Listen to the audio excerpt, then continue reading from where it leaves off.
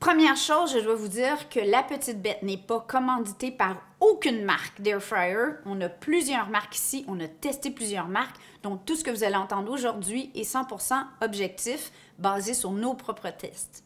Allô les kikis! Si vous êtes tombés ici par hasard, bienvenue chez nous. Je m'appelle Manon, alias La Petite Bête. Avec mon conjoint, on a un blog depuis plus de 7 ans. Et aujourd'hui, on répond à la question qu'on me pose le plus depuis 6 mois. Manon, quel modèle d'Air Fryer me recommandes-tu?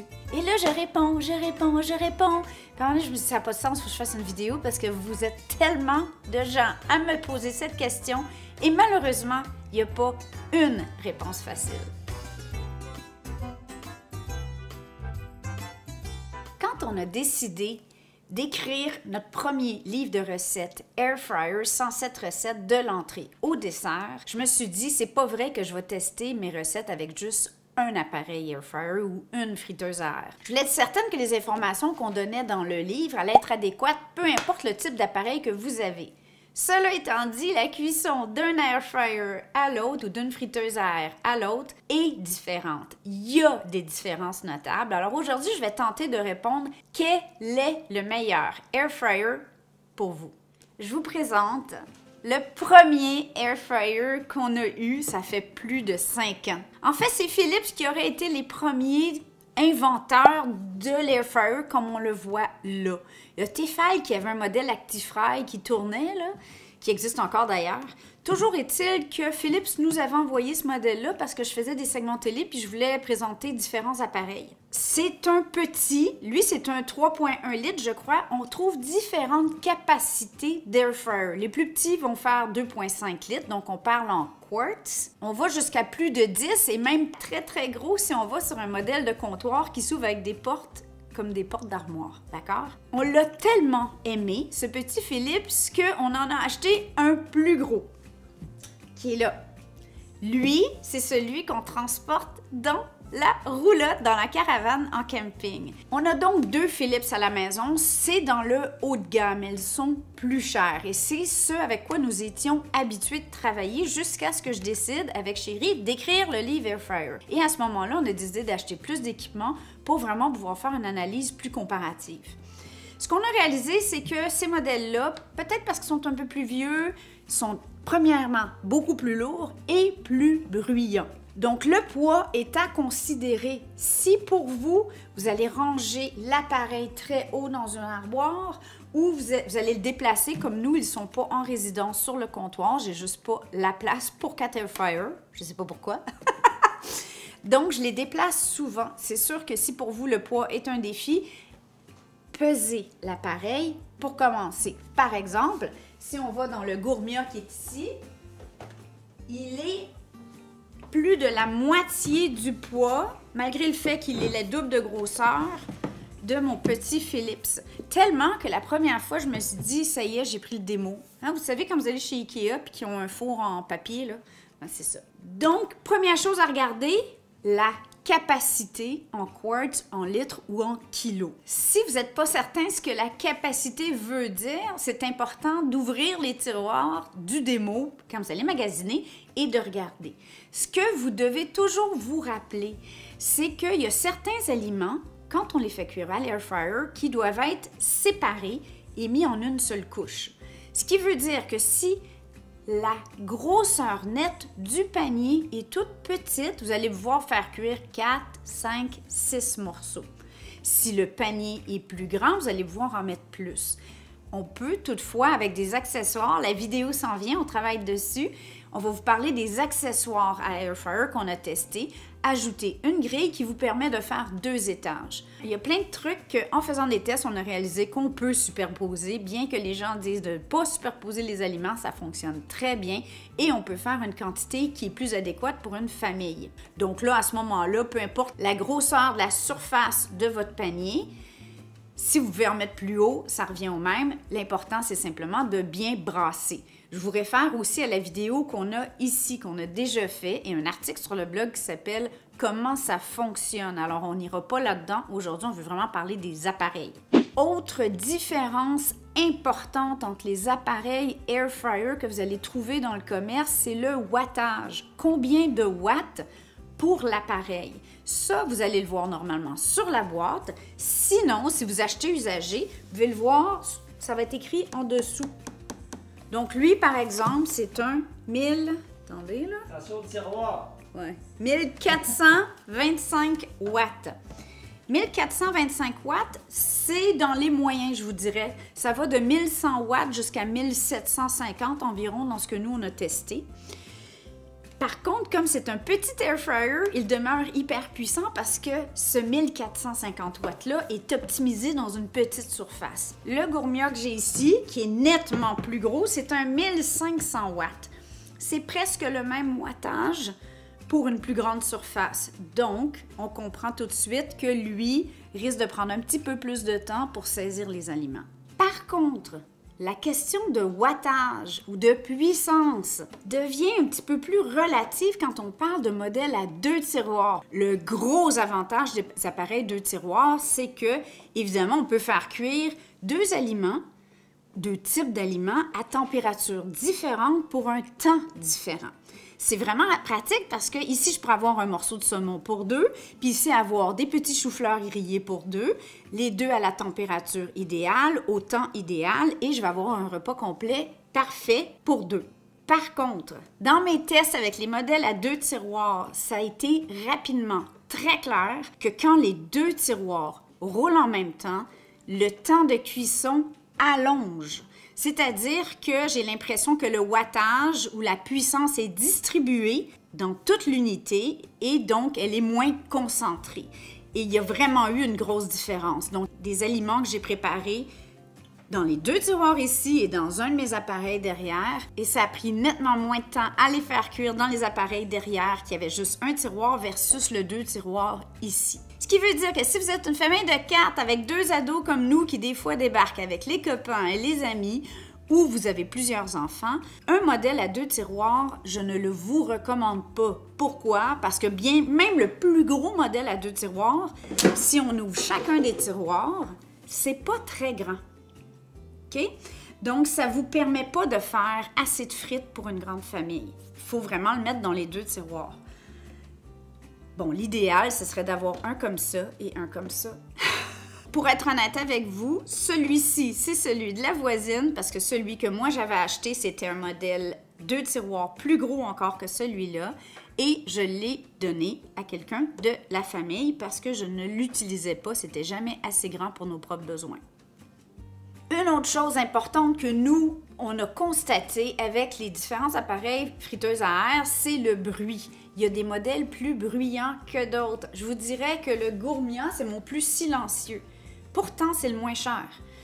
C'est le plus léger, c'est le plus silencieux. En fait, tellement que des fois, je me dis, est-ce qu'il roule? Quand on le fait préchauffer, il fait pratiquement pas de bruit. On va vous faire une démo.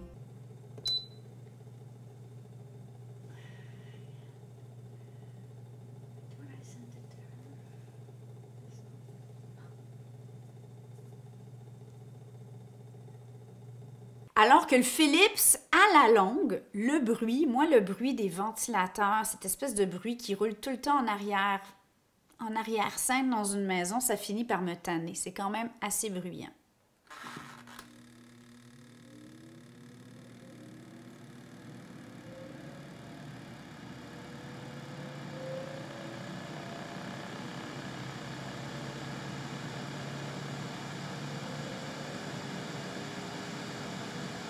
Autre facteur à considérer, le type de contrôle. Donc ici, on a un appareil à contrôle, ce qu'on appelle manuel.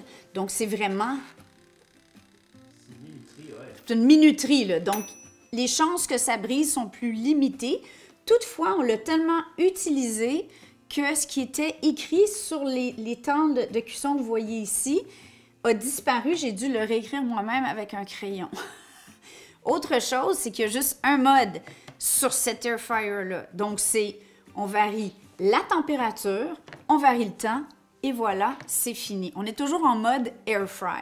Sur cet appareil-ci, on a tout plein de modes. Donc, c'est un appareil à mode digital. Et là, je peux contrôler la température en diminuant, en augmentant. On peut mettre déjà un mode préchauffé. On peut faire un avertissement quand les aliments sont prêts à être tournés. Donc, on pèse simplement sur le bouton Turn.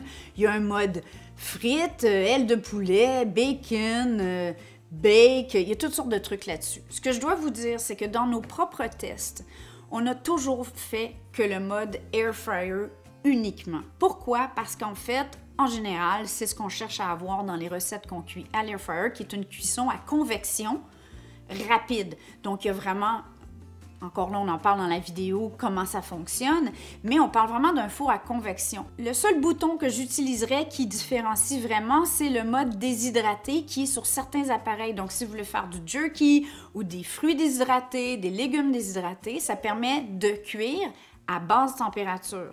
On s'entend que vous n'allez pas en faire beaucoup, là, parce que c'est pas gros, un panier d'air fryer. Nous, on a un déshydrateur qui est un appareil avec plein de grilles et ça me permet de faire vraiment une portion familiale quand je me mets en mode déshydratation. Un autre facteur super important à considérer, ce qui différencie les modèles haut de gamme et les modèles bas de gamme, c'est la construction. Ici, on est vraiment dans un modèle haut de gamme. C'est beaucoup du métal, il est très lourd, on sent que ça va durer. D'ailleurs, il a fait ses preuves, ça doit faire 4 ans qu'on l'a. Celui-ci, il est léger pour une raison, tout étant plastique. Donc, en termes de construction, on peut se demander, et un des commentaires qui revient beaucoup sur le Gourmia dans les forums en ligne, donc les groupes Facebook, c'est qu'éventuellement, il arrête carrément de fonctionner, ou encore le panier à l'intérieur, la surface anti-adhésive s'effrite au fil du temps.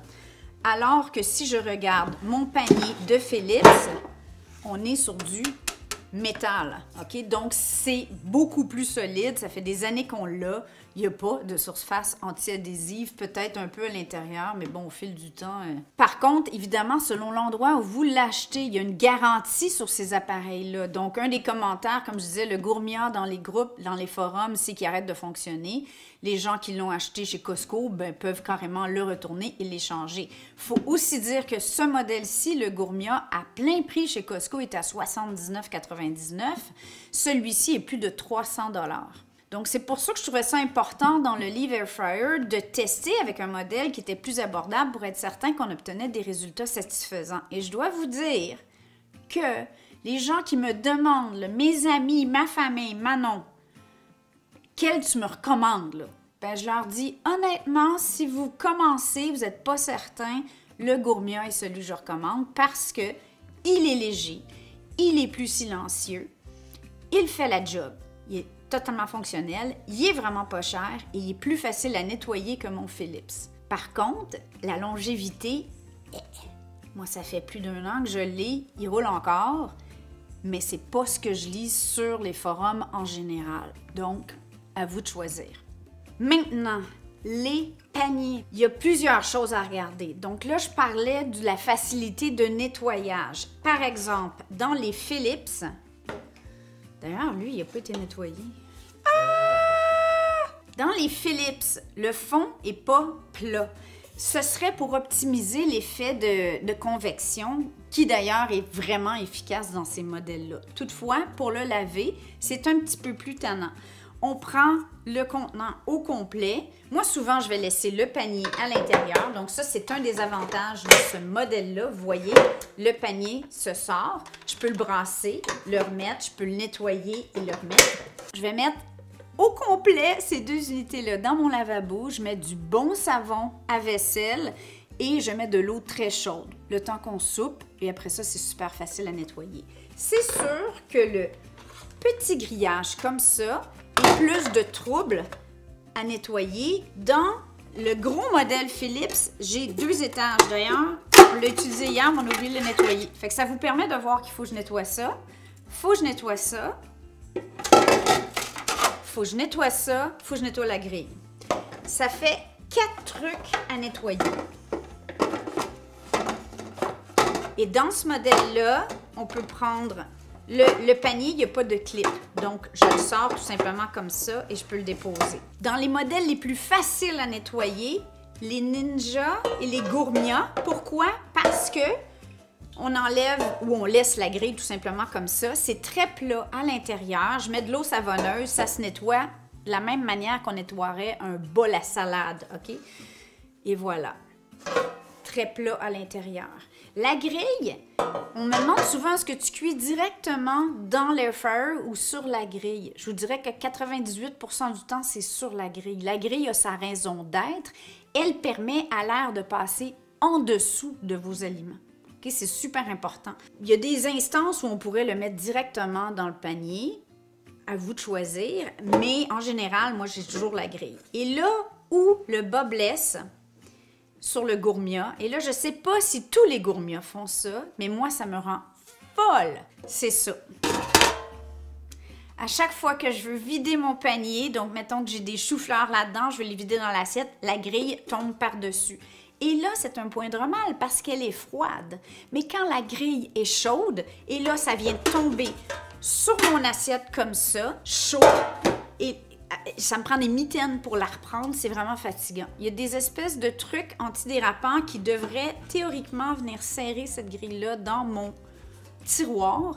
Elle ne fait pas le boulot.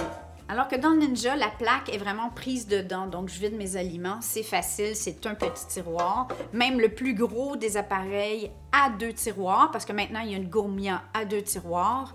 Et je l'ai testé, la grille restait dedans. Dans le modèle de démo du magasin, dans le nouveau Gourmia à 2 tiroirs. OK? Donc, à vous d'essayer. Si vous voyez un modèle, faites le test. Vous sortez le tiroir et vous le virez de base. Si la grille tombe, je vous garantis que ça va vous emmerder à la longue. Quand vient le moment d'utiliser votre air fryer, j'ai quelques avertissements de sécurité importants. On dit partout de ne pas utiliser les appareils directement sur la cuisinière, bien que ça serait une étape logique parce que la hotte est là.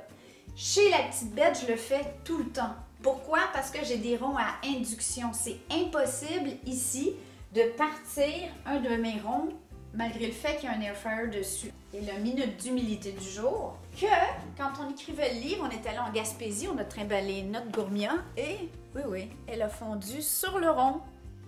Et ça sentait pas très bon, donc elle fonctionne encore, mais j'ai fait exactement ce que je vous dis de ne pas faire aujourd'hui, d'accord?